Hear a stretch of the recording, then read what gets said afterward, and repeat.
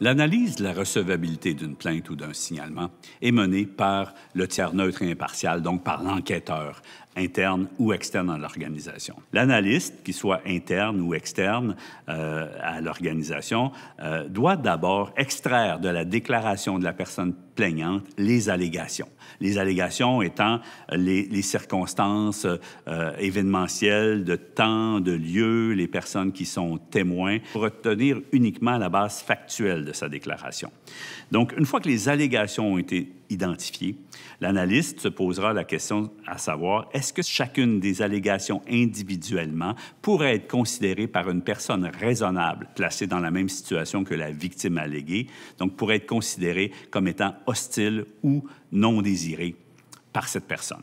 La différence entre la conduite hostile ou non désirée est importante. C'est bien un « ou » et non pas un « et ». Et ça démontre quoi? Ça démontre que l'intention de la personne mise en cause n'est pas un critère qui est requis. Le critère requis, c'est est-ce qu'une personne raisonnable, placée dans le même contexte, dans la même situation, aurait considéré cette conduite comme étant non désirée. Le premier critère est atteint.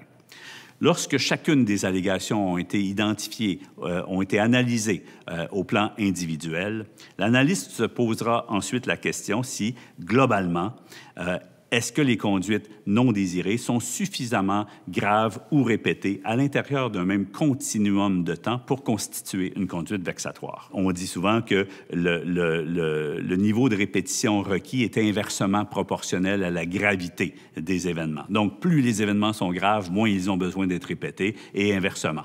Une exception, lorsqu'une plainte met en cause un gestionnaire dans l'exercice de ses fonctions, on va parler d'une plainte verticale, par exemple.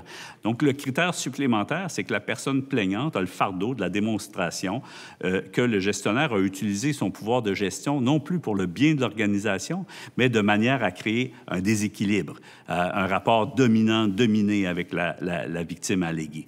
Une fois que la conduite vexatoire est établie, vient le temps d'apprécier le critère de l'atteinte à l'intégrité physique ou psychologique de la victime. Ce critère de l'atteinte va être analysé seulement une fois que la conduite vexatoire est établie, puisqu'une personne peut très bien être atteinte profondément, de manière plus que fugace, disons-nous. Voilà pourquoi on analyse le test de l'atteinte seulement une fois qu'on a opiné sur l'existence ou non d'une conduite vexatoire. Le cinquième critère à établir, c'est l'existence d'un milieu de travail néfaste. La conduite vexatoire qui a porté atteinte à l'intégrité physique ou psychologique de la victime alléguée doit également avoir créé un milieu de travail néfaste pour elle. Une exception à tout cela, une seule conduite grave peut être constitutif d'une conduite vexatoire si elle produit un effet nocif continu sur le milieu de travail. Au terme de l'analyse de recevabilité, l'analyste va évidemment conclure à la recevabilité ou non du signalement. Une plainte recevable devra être traitée conformément à la politique, en préférant la médiation, telle que mentionnée dans les capsules précédentes.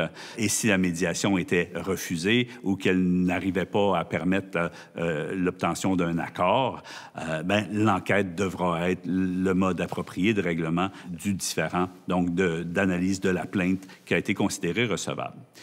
Il faut toujours bien aviser les parties qu'une plainte non recevable peut cacher des situations de conflit, par exemple, ou des maladresses de gestion qui engagent tout autant la responsabilité de l'employeur qu'une plainte recevable.